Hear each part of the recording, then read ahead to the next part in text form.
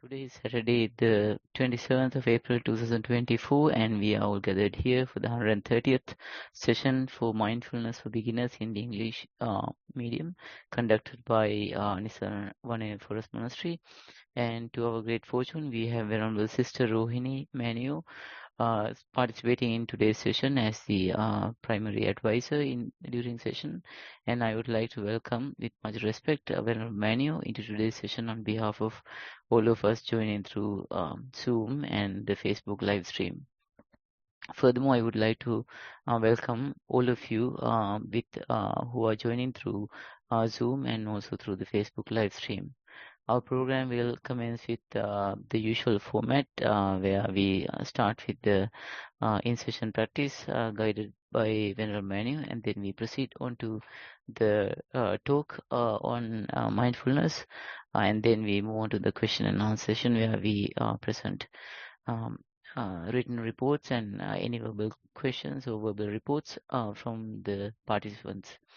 After that, we will wrap up the program. So to commence the in-session practice, I would like to invite Venerable Manu to start off. Much praise to Manu. Thank you. Thank you, Navanta. I think today we are going to practice sitting meditation or sitting one. So I hope everyone like to sit comfortably and keep your hands in a comfortable way and close your eyes. So today what we are going to do is we are trying to observe the feelings, bodily feelings or the breath, and in the meantime, whatever happen inside your mind, whatever the thoughts are coming, what you need to do is you need to identify them. Identify your thoughts. What kind of thought right now I am having? What kind of, is it a negative one or positive one? Is it a beneficial one or meaningful one, or there's no any meaning at all, or the meaning is making you unhappy? So those are the things we are going to observe. Basically, while you are sitting, you can observe the breath or the posture. Whatever you are observing before, normally, if it is the breath, just observe the breath. If it is the posture, you can observe the posture. While you are observing this, whenever the thoughts come, you need to try to understand, or you need to identify those thoughts. The thoughts, if you recognize it, what kind of thoughts are there?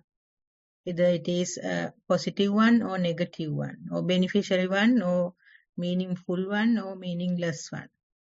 So these are the things we are going to observe right now. So we'll do for 15 minutes or so this observation.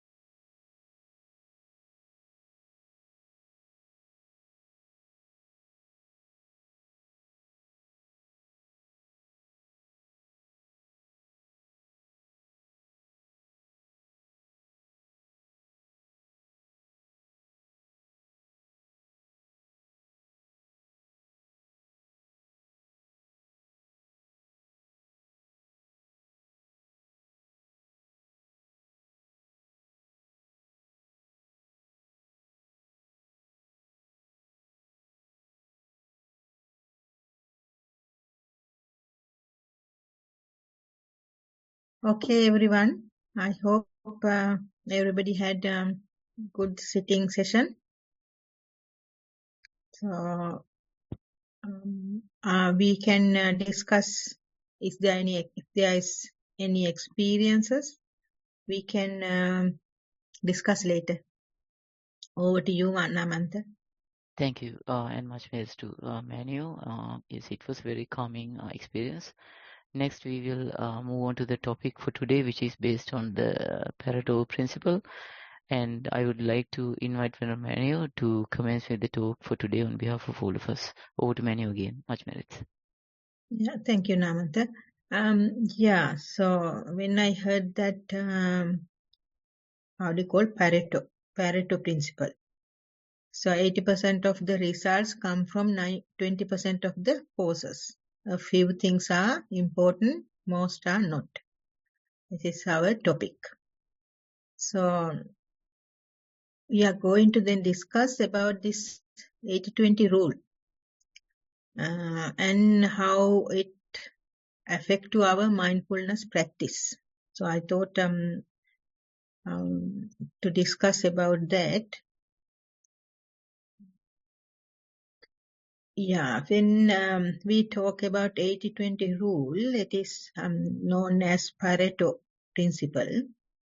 It says that 80% of the effects come from 20% of the causes.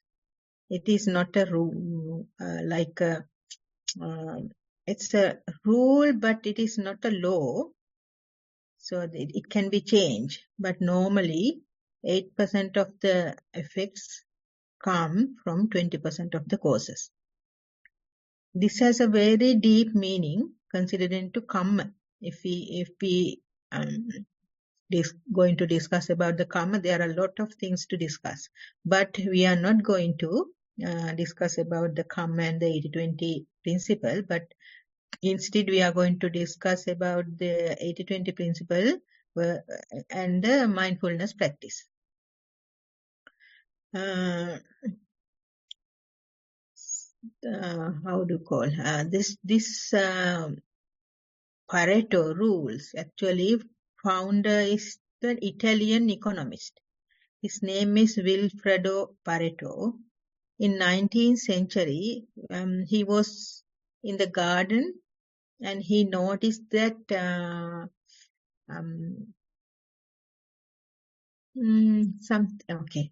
something has happened. Sorry. Yeah, he noticed that there's he noticed some kind of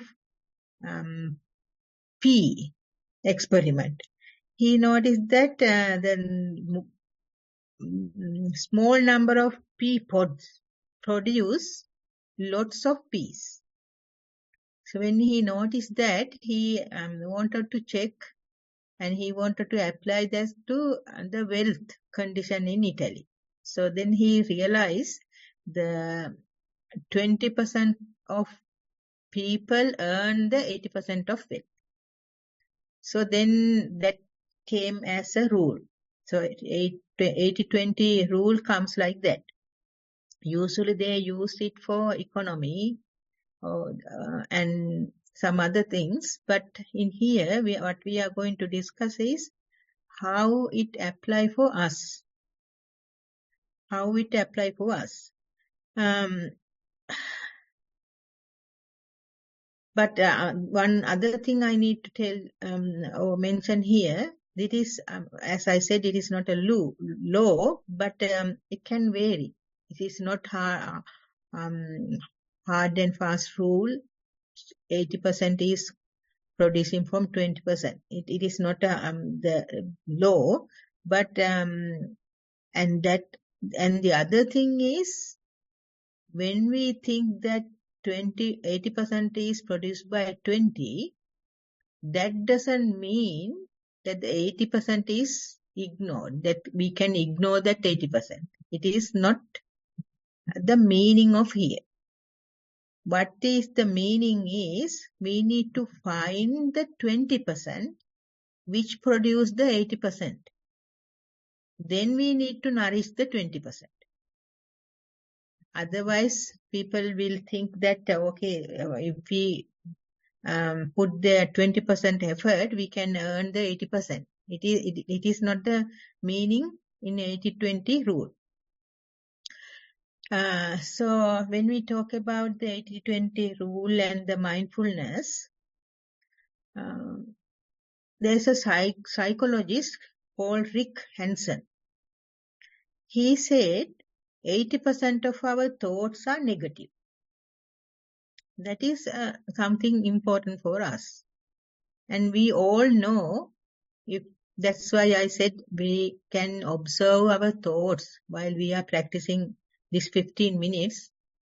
That's why I ask you all to observe the thoughts also. So, and in my experience, and most of you maybe experience these things, most of the time our thoughts are negative. Most of the time it is true. Because we like to entertain our negative thoughts mostly. We like to go with negative thoughts. If there is any kind of sadness is there, we like to think about it. We like to think more and more about it.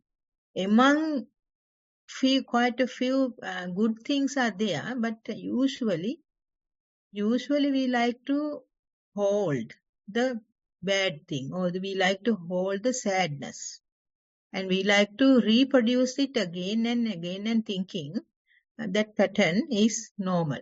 So in here, the psychologist Rick Hansen also mentioned the same thing. So most of you might experience these things, and what is next I want to say, that's negative things. Whatever the negative thought comes, we like to ruminating. Ruminate means we like to, like the cows, they eat for 1 hour, 2 hours, they eat and then sit somewhere, and then they like to eat again, whatever that they ate, take it back to the mouth and eat. So we call it ruminating. So we also like to ruminate with the thoughts, especially with the sad thoughts or the bad thoughts or the negative thoughts. So about worries, about fears, about insecurities. So I think you all know those. And the problem is those thoughts lead to stress, anxiety, and the productivity. If we talk about a company or the workplace, the productivity is also affected with those. And the health-wise is also, it is not good. And other thing is this negative thoughts can trigger the stress response in the body. The stress hormones will produce more and more when we are stressed. When we are having negative thoughts, the stress response hormones will produce more and more. That is not good also. That is also harmful. So, and the other thing is the cortisol. Actually, the stress triggering hormones are the cortisol and the other hormones. So those are the one triggering. The other thing is we put attention. We pay more attention to the negative experiences. Not only the thoughts, also the experiences. The thoughts related to experience make feelings, the emotions. So those are also, we tend to pay attention. We tend to pay more and more attention to those negative experiences. But we all know by being mindful, living in the present moment, in this very moment, we know we can be aware of our thoughts and emotions. If we are mindful, we can grab them. We can alter those negative or positive thoughts. So that means if we are mindful, we can manage those thoughts. So if we can manage those thoughts, we have some kind of authority if we are mindful only. And other thing is, if we can give a full attention or full attention to the job, what we are doing, rather than trying to juggle with multiple tasks. So only the one thing at a time and that done well. So if we can do that, then our productivity is also increased. At the same time, our stress is released. And one other thing is, you might heard of negative bias. That is a psychological thing. So if we have negative thoughts more and more frequently, so we have that negative bias. So that negative bias usually leads the imbalanced outlook in our life. The outlook is not balanced. Usually when we have more and more negative bias or negative feelings or negative thoughts, if we encourage those negative thoughts or feelings more and more, then our usual life ratio in life, negative and positive, is imbalanced. It doesn't look a good outlook. It doesn't give any good outlook. So to break this negativity, it is important. This breaking this negativity is important, means it's health-wise it is important, and productivity-wise it is important, and the mental health-wise it is important, mental and bodily health. So all those helpful things related to positive thoughts, we need to improve. We need to encourage those positive thoughts to come more and more, rather than that 80% of negative thoughts. So mindfulness can help this. How? It can recognize when we twisting or when we spiraling the negative thinking. So if we are mindful, the mindfulness can help us to identify them, recognize them. And then that by recognizing, we can gently redirect or gently replace with positive vibe or positive thoughts. That is one thing we can do by doing mindfulness practice. So I said that according to that psychologist, he said 80% of our thoughts are negative thoughts. So that means the 20% of our thoughts are positive thoughts. So then what does we need to do? We need to increase, or we need to come to certain balance by increasing those positive thoughts. Or that 20% of positive thoughts we need to embrace.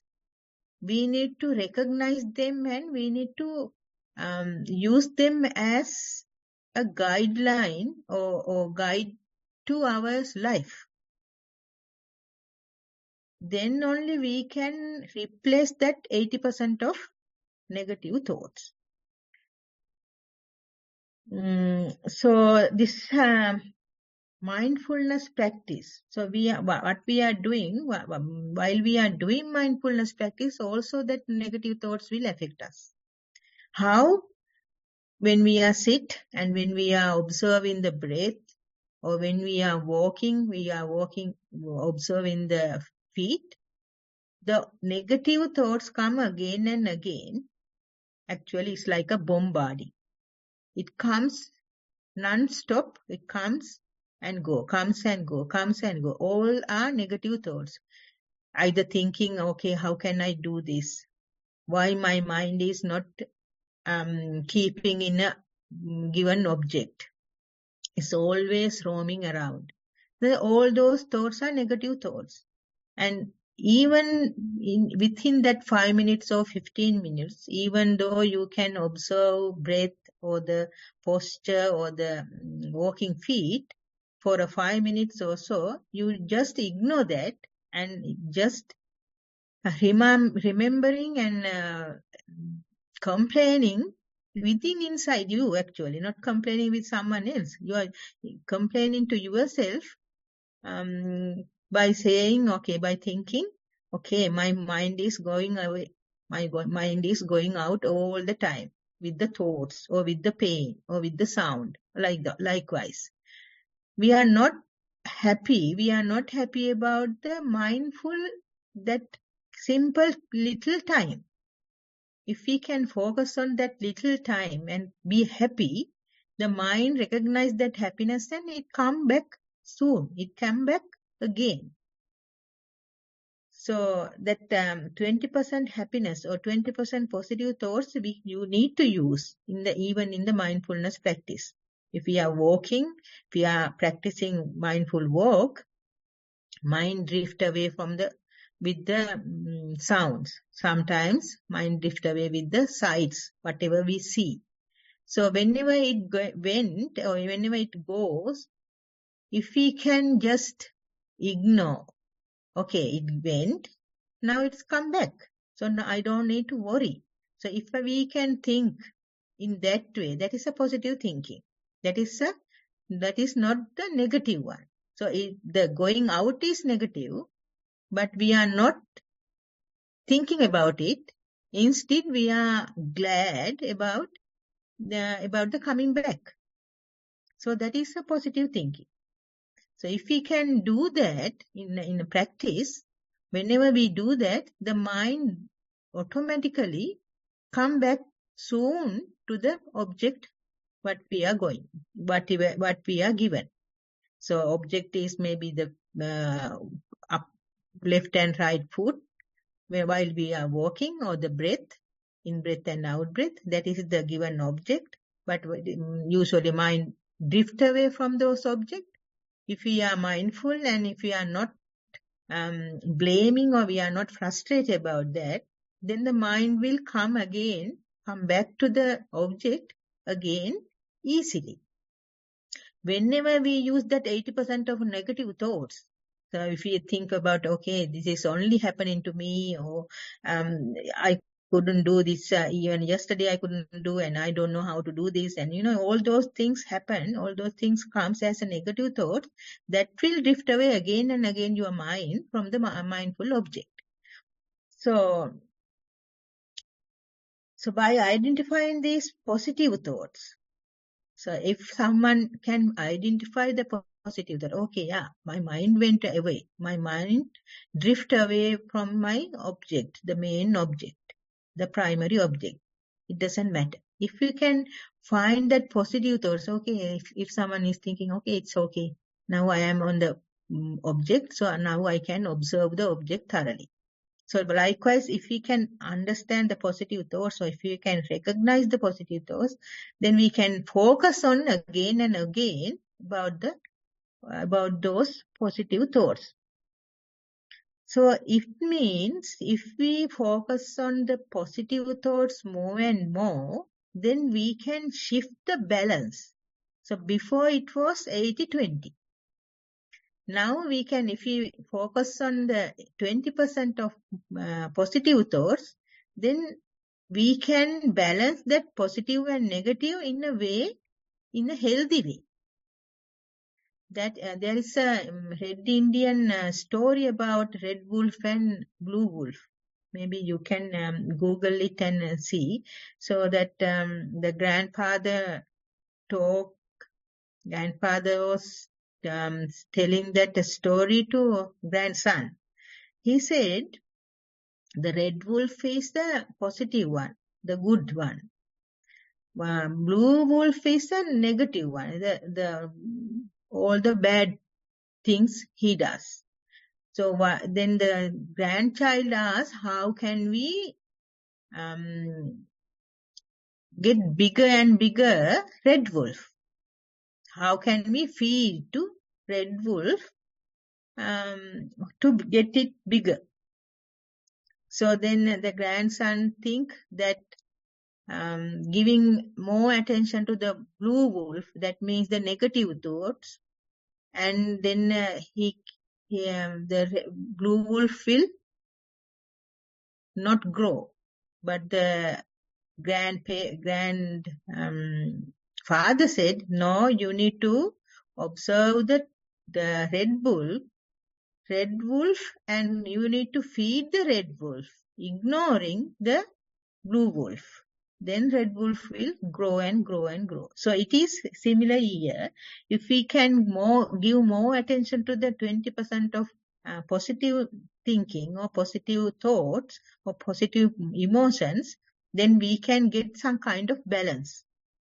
So to do that, we need to be mindful to identify those 80% and 20%. What we are entertaining, whether the 80% of negative thinking or the positive 20% of positive thinking. So this is what we need to. So for that, we need to be mindful.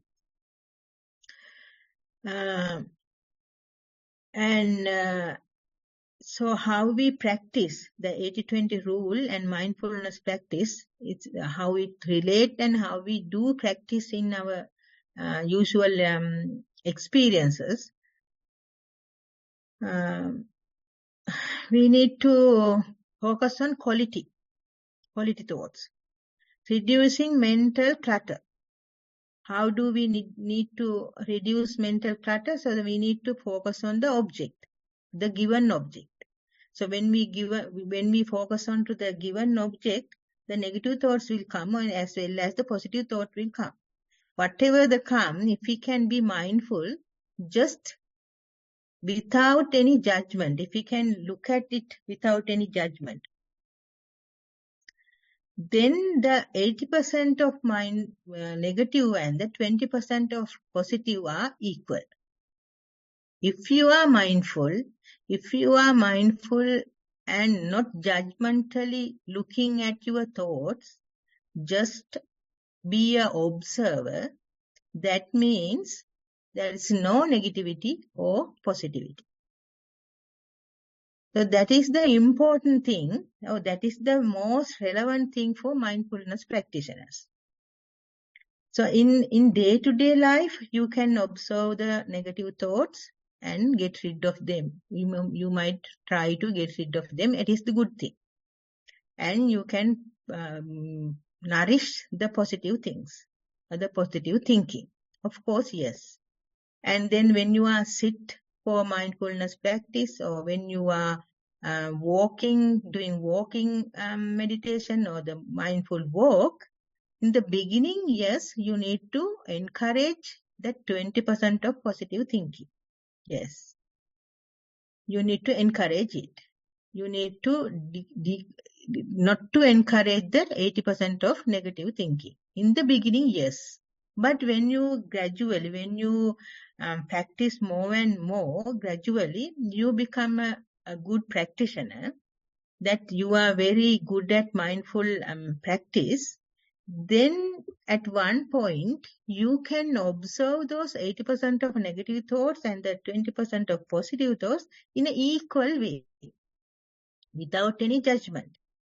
That is the actually mindfulness awareness. The enhancing mindfulness awareness is there. Because that leaving space for clarity and focus. There's the sampajana is there. Because you are very mindful, you can pay equal attention to the negative thinking and the positive thinking. In that sense, we don't bother and we don't care about the 80-20 rules. But in the beginning, yes, we need to care about the 80-20 rule and we need to practice accordingly. In the day-to-day life also, we need to do that.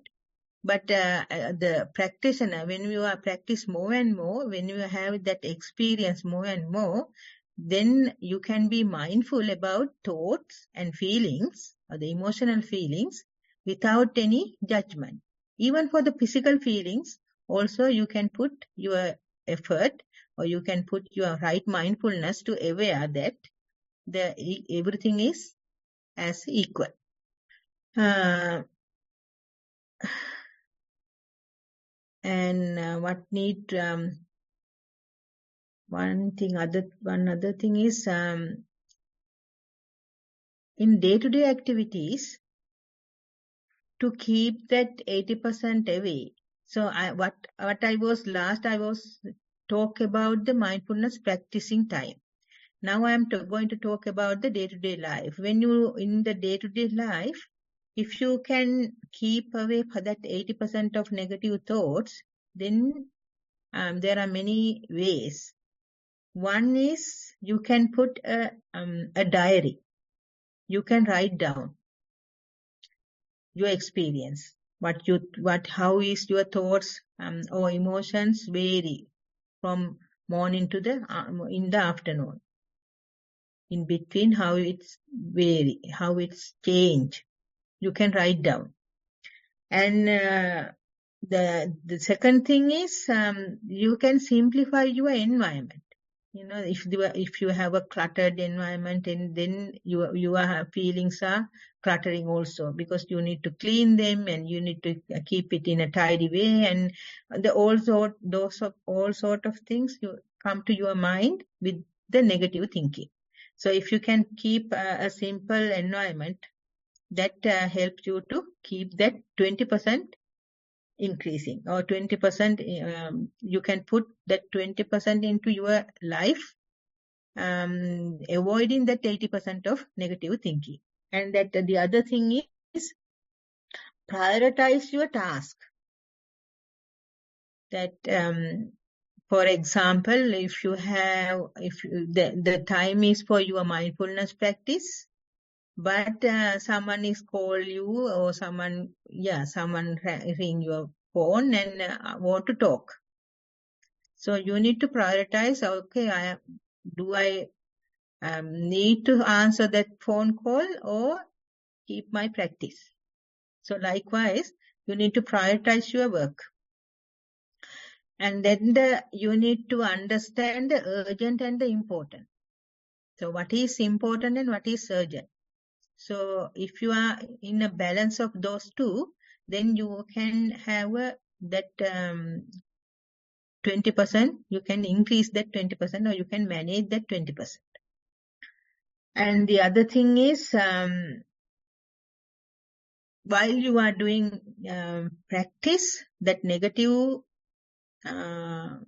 thoughts or the positive thoughts, if you can look at them as a similar one, as a without any judgment, even a good practitioner can do that in the day-to-day life also, without judgment. If you can look at them without grudges, if you can keep them without any loopholes, if you can let them go, then it is good. Then you can keep your 20% in present, or if you can manage that 20%, and you can deal with the 80%. And the other thing is, if you're trying to push your negative thoughts, that will come like a very, very angry tiger. Whenever you try to push away your negative feelings or negative thoughts, it comes very harsh way. So it is so much of giving pain when you're trying to put them away. Instead, if you can watch them, if you can look at them without any bias, without any judgment, that is the best thing to do. And one other thing is, you can put mindful notes. So that is what we are keeping, like a reports. So even though you are not producing to the teacher or the whoever guiding you, you can keep the reports to yourself. But writing is so important. If you can write, whenever you write, so that the negativity is getting drawback. So writing the notes or the clues are very good. And sometimes if you can put clues in your, for example, if you have a notification in your phone, or a sticky note in your computer, or regular signals from your phone or something to remind you, okay, this is mindfulness time, or this is the time for mindfulness practice. This is the time for having mindful breath. Even in the workplace, every 1 hour or so, every 2 hours or so, you can put a note in your desktop, write a note, okay, every 2 hours you need to be mindful, not so long, for 12 minutes or so, to the mindful. So that is encouraging, actually, that embracing the mindfulness practice. So by doing that, you can improve the 80-20 percentage, 80-20 ratio. And not only that, while you are doing dishwashing and walking, or even listening to a neighbor, or listening to a phone call, you can be a very mindful person. By doing that, especially when you are listening to someone else, if you can be mindful, that is a very good, very healthy way of keeping the 80-20. And the other last thing I want to tell you is cultivate the gratitude. How you practice the gratitude. So every day, in the morning or in the afternoon, you can think what I did. 3 things. So we say those to children. Okay, children, whatever you do as a good thing, so you can write down or you can tell us. So in the same way, we can practice the same thing. If we have done something good, then we can remember it, and we can think about it in the evening or early in the morning, or whatever it is, whatever the time. And the other thing is, you can appreciate good things. When some other people do some good things, you can appreciate, even though that person may be a not good friend. But if you can appreciate that, encourage your positive thoughts. That is a very good nutrition for the positive thoughts. And if you need to have that regular time, consistent with those things, the gratefulness or the mindfulness practice, or like it should be in a consistent way.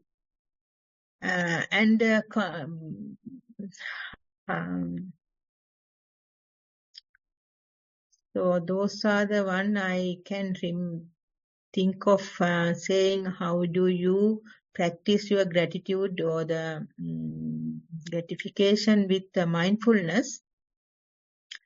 One last thing is, if you can feel the sensation of your body with the happiness. So most of the time, whatever the sensation, when it is the bad one, okay, we are very bad, and then when we are sad and we are suffering, of course, yes. But at least when we are practicing mindfulness, sitting or walking, so if we can ignore those pain or anything, or the feelings coming through your body, if you can pay same attention, if you can look at the feelings without any grudge or any negative thoughts with the pain, so you can put that 80-20 in a good place. So you can manage that 80-20 in a good manner.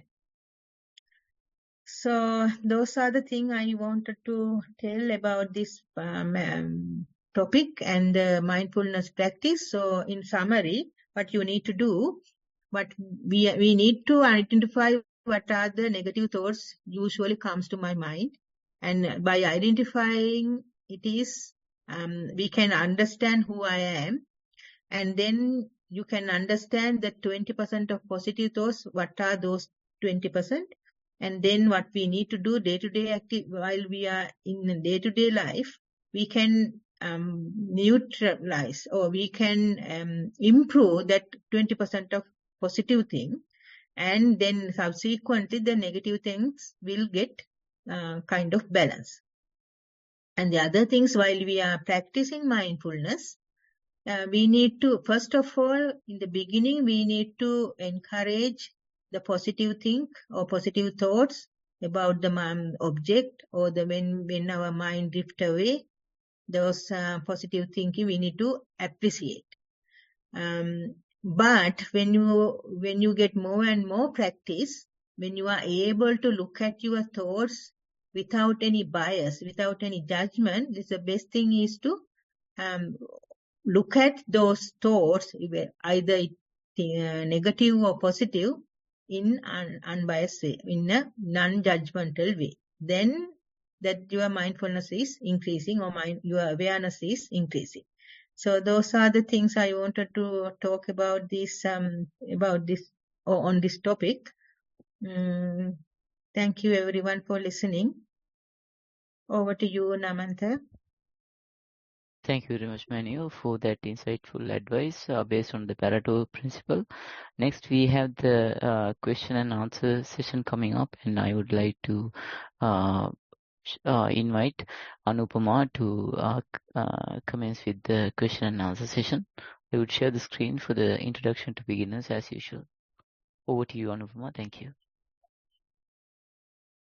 Thank you, Namantha. Hope you can hear me well. Yes. Yeah. Much gratitude to Venerable Manu for that very insightful talk with practical tips on how to develop our mindfulness. I'm sure you all must have found it useful and taken tips with you to further enhance your practice. As per usual, we are now going to go through the guide for mindfulness for everyone.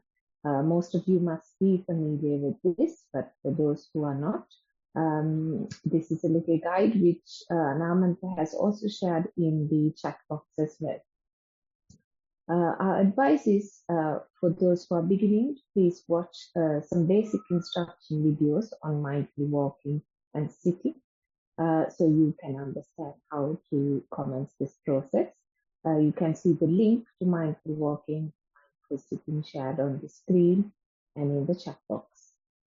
Once you have done this, you can allocate a small time daily to start practicing mindfulness, both in walking and sitting, and continue this for a few days until you have completed a total of 2 hours of each practice in total. Following this, we would encourage you to write down your experience in the form of a reflection report. You can either present this as statements or questions, and you can write it under headings such as mindful walking, mindful sitting, and even everyday, day-to-day mindfulness in our, in our day-to-day lives. In the reports, we would encourage you to describe what you feel while you're walking and sitting, and the sensations you've experienced, the posture, and the texture, for example, of the ground you're walking, and pressure points on the soles and the body, how the weight shifts, etc. Especially when you're walking, the shifting of the legs and so on. Once you've written this report, please do forward it to us either through the Google form on the screen or via email, which is also available on the screen and in the chat box. And so yes, and we would encourage you to continue your mindfulness practice as you go. And when you share your reports and it's read and discussed, it does help everyone in furthering their journey of mindfulness. Thank you. So that's the summary of the guidance. I will now move on to the mindfulness report. We've received one report from an adult, and I shall begin reading that now. Mindful walking. Walk to the station on the way to work. Pace was faster at the beginning, which slowed down after a while. Noted feet movements, shifting of weight, cool air on face. noted how the immediate surrounding seemed to move with the body too, although it is the optical illusion while walking. This was noted during other walks too, and realized mentioning it only now. Attention alternated between feet movement, quicker breathing, and body weight shifting. Walked for 20 minutes. Mindful sitting. Sat on low stool and adjusted the position. Breath noticed around the nostril area, which soon became subtle. No sounds heard, although light ringing sound in the ears noticed. Wave of coolness moved through the body. Breath noticed again, although light. Thoughts appeared and disappeared, few times, as if in the background. Subtle breath noted at intervals. Familiar calmness experienced. Sleepiness arose and passed. Sat for 1 hour. Mindfulness during the day. The boundary between formal practice and daily mindfulness seemed to slowly disappear. What is noted in formal practice and what is noted while attending to various other tasks during the day seem to merge at times. This is a bit hard to explain. There are more times when noticing the attention being with the task at hand. Attention also naturally moves to the internal landscape than being involved with the external world. Another observation is being less affected by emotions of those around, be they family, colleagues, clients, or friends. There was a time when interacting with those showing anger, arousing anger in the mind, or when sadness or depressed feelings were shown, mind being drawn to or influenced by it. Now, even if mind is fleetingly affected by others' emotions, it recovers into a state of calmness quicker. There is more attention, whether it is while listening to Dhamma talks, listening to a stressed client, or interacting with a family member. During various peak events in the past month, the mind was fleetingly affected by irritation, feeling of unfairness, wondering why they would act in those unhealthy ways, but soon had the calmness return. The default contemplations in the mind about events are more realistic now. Firstly, don't know why they do it or why it happened, comes up. Secondly, recognizes there are so many causes and conditions coming together before an event emerges. This is also what happens when watching the breath. When mind is calm, it is harder to notice the breath.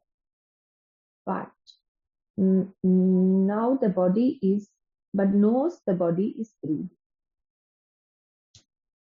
Causes and conditions change in the formal practice, so it can be seen in daily mindfulness as well. Dear Venerable Manual, looking forward to your valuable feedback. Much merit to you and the organizers. Thero. End of our report for today. Yeah. It's a good report actually. Well written report. It's included all the pros and cons, as well as the practice, walking, sitting, and the day-to-day activities, and the thoughts and everything is there. So it's a good one.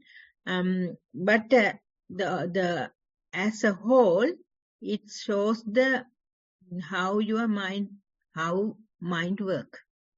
So according to our topic today, so the 80-20 is applying that report also. There are times that your thoughts are with the stress or depressed or the sad thoughts, and there are times although there are some thoughts are there, the negative thoughts are there, but the calmness come quickly because you are a practitioner. if you just imagine, even if someone is not practicing, if you are not familiar with the practice, mindfulness practice, then what will happen to with that negative thoughts?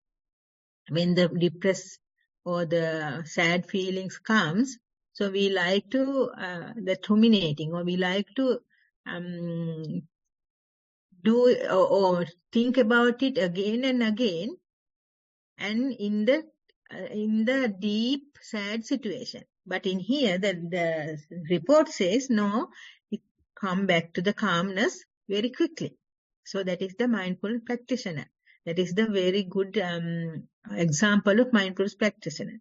Whether you are in a sitting practicing, or the walking practice, or the day-to-day, or just without doing any purposeful mindfulness practice, but in a day-to-day life also the same thing happen when you are doing that practice. When you are when you are being a very good practitioner, a regular practitioner, that is what happening. There's no 80-20 for you. There is no any ratio for you, because you can look at any thoughts. There are thoughts. No one can have the all positive thoughts. No one get the negative thoughts only. But there are combination of thoughts. When you can look at those combination in an equal way, the calmness is there. Always calmness is there. Whatever happen around you, the calmness is inbuilt with you. When we born, we have that calmness. We have that mindfulness. Those are inbuilt with this body and the mind. So after we practice more and more, we realize it. There's no 80-20 for us. There's no 80-20 for mindfulness practitioner. That is what actually Arahat means. No 80-20 for him. Because everything is equal. So it is this report is very nice for the actually this topic. It goes with the topic. That shows how the mindfulness practitioner deal with the negative and the positive, and how the mindfulness practitioner deal with the sitting practice with the 80-20. And it's a very good example of report. Thank you for submitting it. And please do the same, and do practice regularly and more, and produce more and more reports for others to know and for us to be happy. Thank you, Venerable Manu. So that is the conclusion of the report reading. It's now the session is now open for any questions that anyone might have. If you can kindly raise your Zoom hand, we will invite you to unmute yourself and ask your question, please. Don't think we have any questions for now. Namanta, would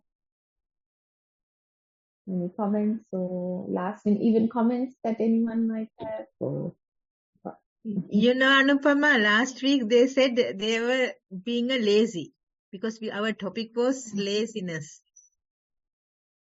So, so I think today they were in an 80-20 mood. Actually, Venerable Manu, I found it interesting. My impression was when you mindfully observe your positive, negative, and neutral thoughts, my impression was you have to attempt to look at it non-judgmentally as much as you can. But you mentioned that stage will develop eventually, that you would encourage first to encourage the positive thoughts to prevail more and less rumination with the negative, and then a gradual transition will happen towards feeling non-judgmental towards all forms of that. Yes, that is the way. But yeah, yes, I find that helpful. Yeah, please. Because it's about keeping our expectations realistic as well, isn't it, with the progression of mindfulness. So Yeah. sometimes we may get frustrated with not being able to be non-judgmentally, but I now understand there's like a stepwise approach. Yeah. So thank you for that. It is come with the wisdom. When you do mindfulness practice, you develop the wisdom. Parallel wisdom is developing, parallel to the mindfulness. That wisdom make you to understand, and that wisdom make you to keep your mind in non-judgmental way. That makes sense, actually. Thank you. Anyway. I think that maybe it's for now. Namanta has his hand raised. You can unmute yourself. Thank you. Yes, Vanaya. I just want to share some experience I was observing. Usually I try to observe only, and with this I find that if I feel tired or depressed, or if it is a gloomy day, then I might feel a bit depressed. Then it happens that I go on feeling depressed, but I know I am depressed, but I don't do anything about it. And then today I thought, okay, I was feeling not so well today as well, like physically. And then I felt, okay, instead of just being uh, letting myself to be depressed, I should do something about it. Then I started moving around and gradually lightened up my mood a bit consciously. So, um, but I don't think I was completely non-judgmental, and there was a observation and there was some action. But I think the level of non-judgmentality was low. I think the idea would be to keep it at a low level rather than let it go through the roof, sort of thing. Because to be perfectly non-judgmental will mean you remain in the same state. If you are depressed, you remain depressed without taking any action. I think there's something to do with the wisdom here, where when will wisdom take over? So you can take action through wisdom while being slightly judgmental instead of being majorly judgmental. That was my sharp observation in today's experience. I think you are right. I mean, Namanta, that is true. But I want to add this thing. I know this is a secular program, but I like to mention this one. Buddha said in Salleka Sutta, actually, the Buddha said, when you have that, we have the depression word. Before, we don't have that word. We didn't have that word. So depression, we know, okay, when your mind is like this, okay, it is depression. So we have that, how do you call, analysis or names and categories are there. So we know, and whenever we have that kind of negative thoughts, we put that depression word. That is also a negative thing. We don't need to put that word in there. So, okay, so right now I am get bored. I am not bored. I am not in a happy mood. So how about if we can replace those words? Because that words containing a meaning, that particular meaning is so bothering us. So much of bothered wording. So if we can replace that words with, like, okay, so I'm right now, I don't feel to do anything. So I just try to sit down somewhere and be quiet or something. So we can put depression in there, or we can put, okay, I am bored, so maybe I can do something else. Or like just I can observe what I am feeling right now. So every time, every split second, you have three options.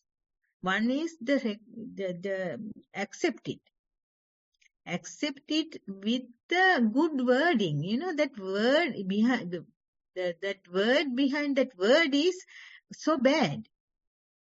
Can you understand what I'm saying? That when you say that depressed, okay, this is not the real depressed maybe, because when we feel like that, we put that name. We name it, we label it, that behind that label there is a very bad thoughts or very negative thoughts coming behind it. That make you more depressed. So instead, if we can replace that word with something positive. Buddha once said, like when you do meditation, when you do practice, you get bored actually. That boredom feeling, that is the viraga actually. When you move away from the entertaining mindset, you have that bored mindset. So Buddha said, don't say it is a boredom. Just accept it as a priti or pasadi, the lightness or the happiness. Just put another name, Buddha said. So that naming is also influential to our emotional feelings. So one thing I just wanted to add, your observation is very good, Namanta, it is real. But just try to put a good wording when you think about it, when you are in that situation. You are already in that situation. When you put that a positive word, that lift up your mindset. Just try it, and if it works, please let us know. Okay, Manu. So Manu is suggesting that the word depressed is not a good word to describe the circumstances. Maybe use more positive language, because the word depressed might mean whole wide range of circumstances rather than just a pinpointed, narrowed down or specific state of mind. Yes, Okay. yes, yes. All It is not depressed actually. It is just a boredom. Depressed is such a big word, and it has a lot of things behind it. Okay. But yeah, just put a pleasant word. Okay, right now I don't feel to do anything. Okay, maybe I can do something else. Just observe it. That vibe gives you some kind of lifted mind. Yes, okay. Okay, that is very, very clear advice. Much merits, Manu. Thank you. Yes, thank you. No. Thank you, Manu. Actually, that is very interesting. I think what I understand is sometimes by categorizing, we bring a negative connotation to something. So it comes with a lot of baggage, emotional baggage, and that can drag you down instantly. It's True. almost like when mentioning the word depressing it depresses you. I don't know whether you get what I'm trying to say. Yes. So rather than categorize it, you look at it as emotions on a spectrum, and you're somewhere along that spectrum. Yeah. Thank you. Right. We have Panchini who has her hand up. If you can unmute yourself to ask the question, please. Venerable Manu, I just wanted to pass on my comments with my practice. I also have Namanta's, don't want to say problem, but issue, where I go through long states of inaction when I'm That's not a good working. thing. That's a good thing. You change your word. That's a good thing.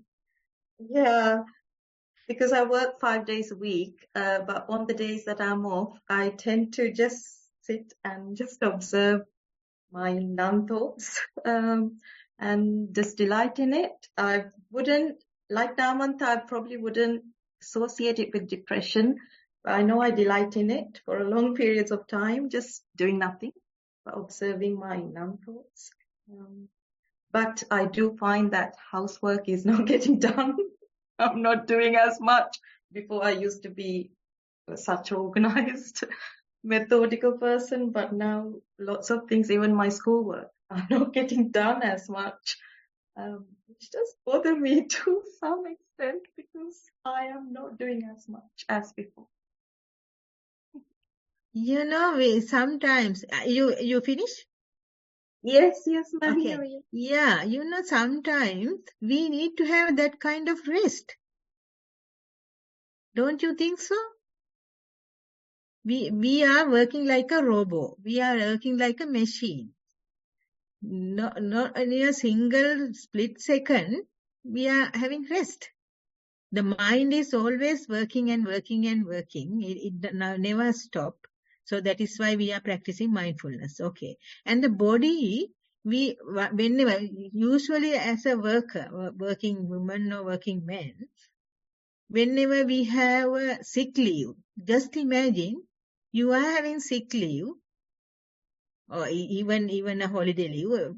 But when you have sick leave, you are at home. As soon as when the Panadol or the paracetamol or whatever the do that thing. So whenever you are out of pain, you tend to do work. At least you are cleaning dishes or whatever you do something. So that is what we are used to.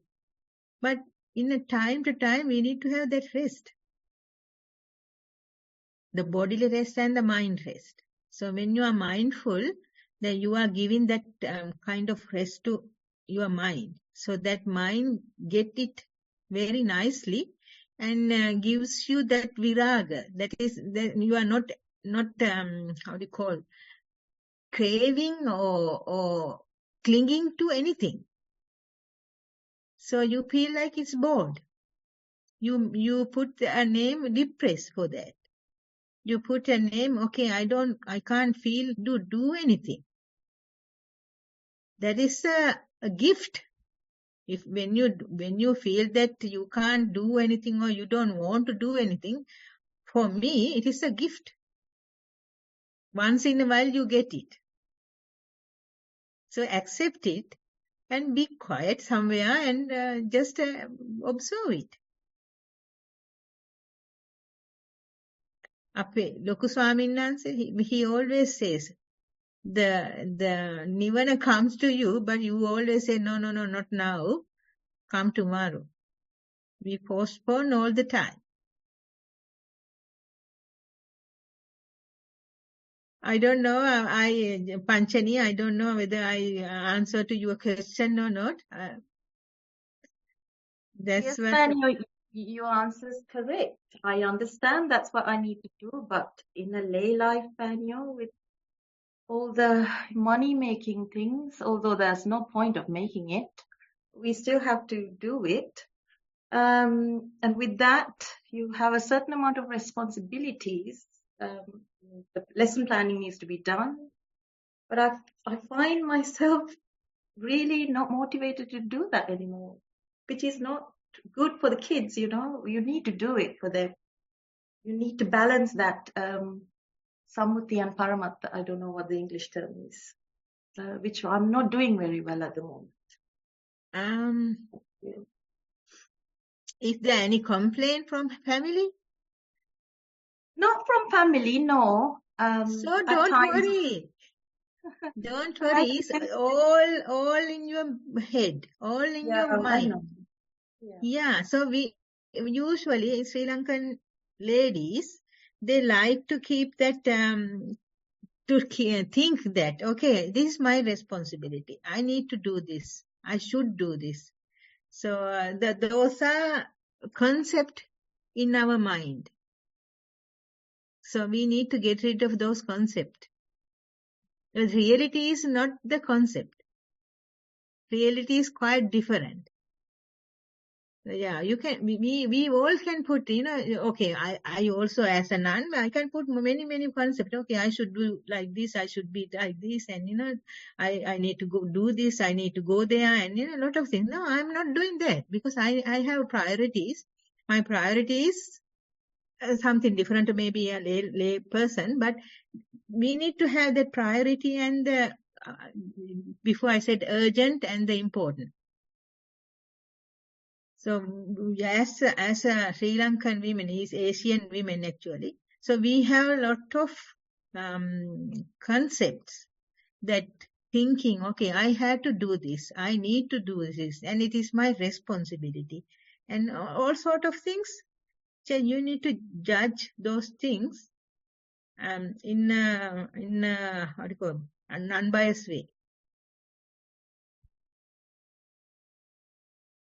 Because those, whatever the comes, maybe sometimes boredom is come there. Boredom is there, you don't feel to do anything, but it will go away soon. If you frustrated about it, if you are struggling with that, it will stuck with you a long time. If you accept it and happy about it, it will go soon. That is my experience. Whenever you are struggling with something, that will come again and again. When you accept it and, okay, now I feel bored, I can't, I don't do anything. It is maybe my responsibility, but I can't do this. But I have to accept it. If you do that, the mind, most probably mind will drift away soon. But if you ruminating it again, thinking again and again, blaming yourself, so you are blaming to your mind. Just imagine. Whenever you blame to yourself, that means you are blaming to your mind. So when you blame to your mind is like a stubborn child. Just imagine a stubborn child. How will he behave when you punish?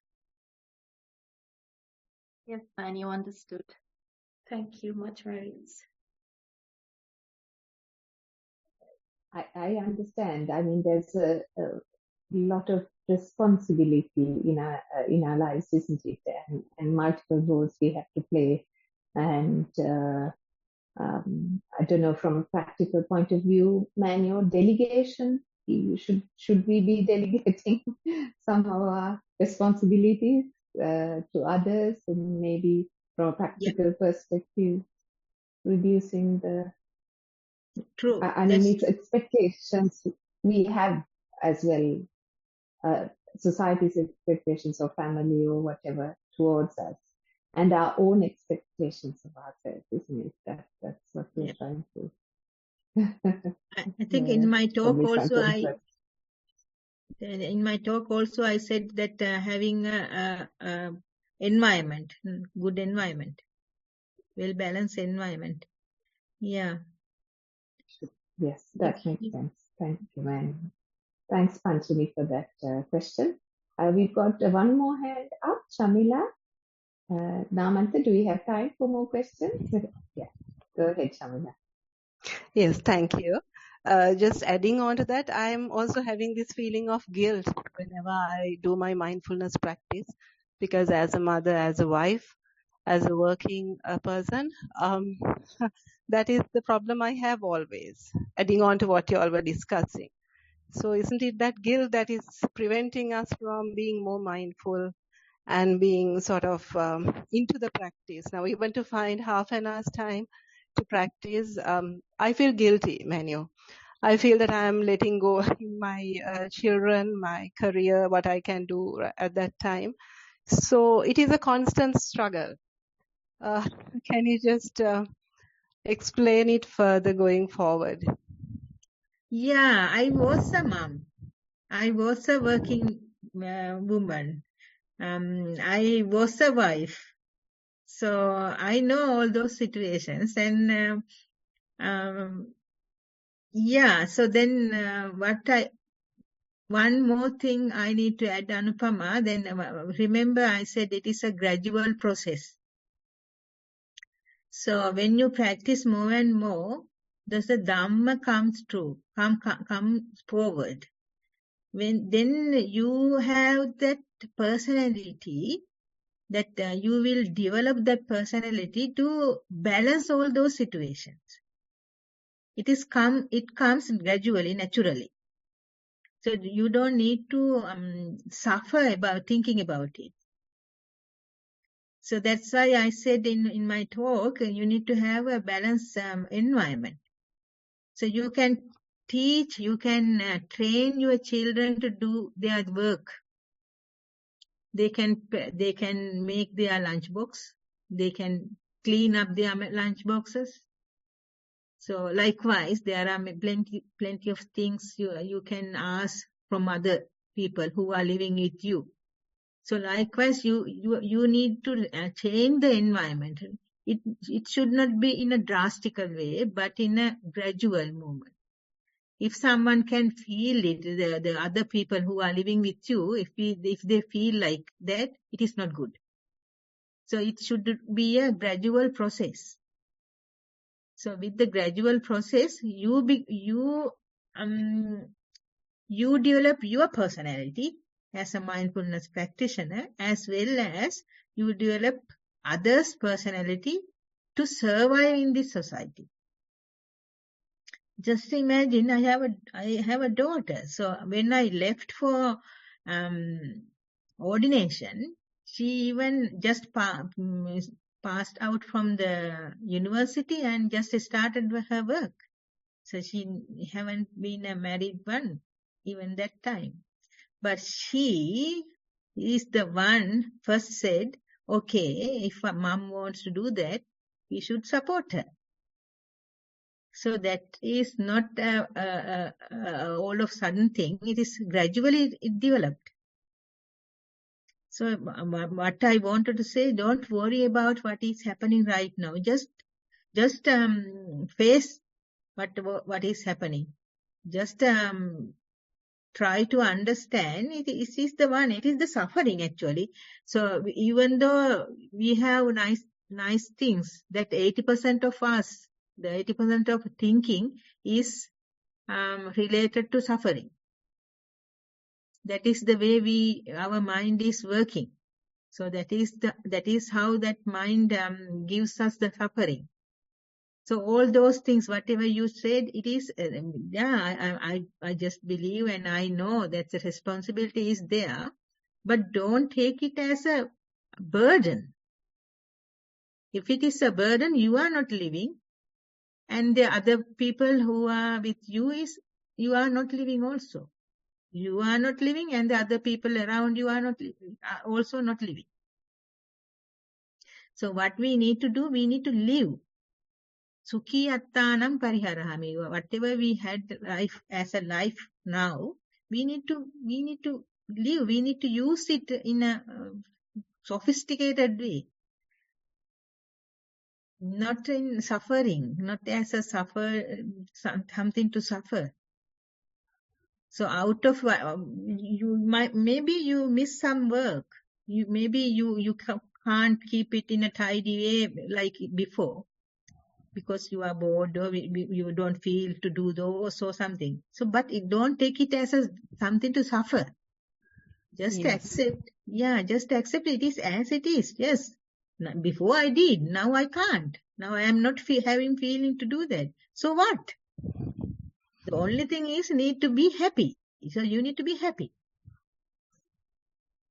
Yes, man, you're very clear. Thank you much, Merits. Thank you, Manuel, for that very interesting and practical and relevant discussion. And thank you for everyone for your contributions and asking questions or making comments. I think that is the conclusion of the Q&A session. I'll now hand over to you.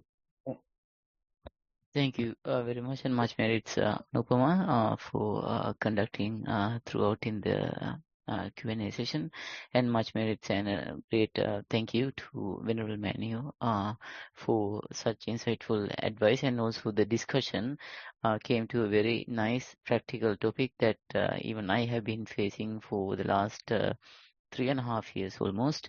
So thank you for contributing to this discussion from all the participants who voiced out. It is a very relevant topic. Sometimes what helped me, might help would be to communicate with your family members that you are going through in this stage, in this phase, because you are a practitioner of the Dhamma and you might not have the vibrant energy that you had previously, because you are going more towards reflection or inward reflection, which might slow you down a bit, because your mind is allowing more capacity for mental wisdom to be built up within you. So maybe communicating would help you, and monitoring and maintaining your energy levels by going for walks or outdoor walks or outdoor activities might help. Those are what helped me somewhat. Furthermore, there is a very important announcement that, and thank you, Sonali, for highlighting that this session will not happen next week, because Nissarana is hosting a global mindfulness summit. So all the Venerable Manio will not be able to participate in this session. She will be occupied with other work, and the same for Bante. So we will be cancelling next week's session, and we will be meeting the week after. Because we are slightly over time on the time perspective, we will move on to wrap up the program. I would like to associate all the great merits gained from this exercise today to Venerable Manio Rohini for such insight and depth of commitment in the insight delivered to us throughout the program. We wish you all the best of health and long life and fruitful journey in the path of mindfulness, where all your objectives are fulfilled in the speediest manner possible. Thank you, Manu. And furthermore, we would like to wish these merits to be accumulated with the Most Venerable Bhante Uday Irigama Dhammajiva Mahathero, the Chief Abbot of the Nissarana Monastery, who has insightfully requested this program to be formulated and maintained, and we wish him all the best of health and good luck in his endeavors for reaching the pinnacle of mindfulness. I would also like to share all these merits gained with the organizers of this program, who are working behind the scenes. Some days are logged into the Zoom session, some days not logged into the Zoom session, but they are always doing some tasks in the background. We wish you the happiness and prosperity in the path of mindfulness, and also wish you all the best of health and mindful practice.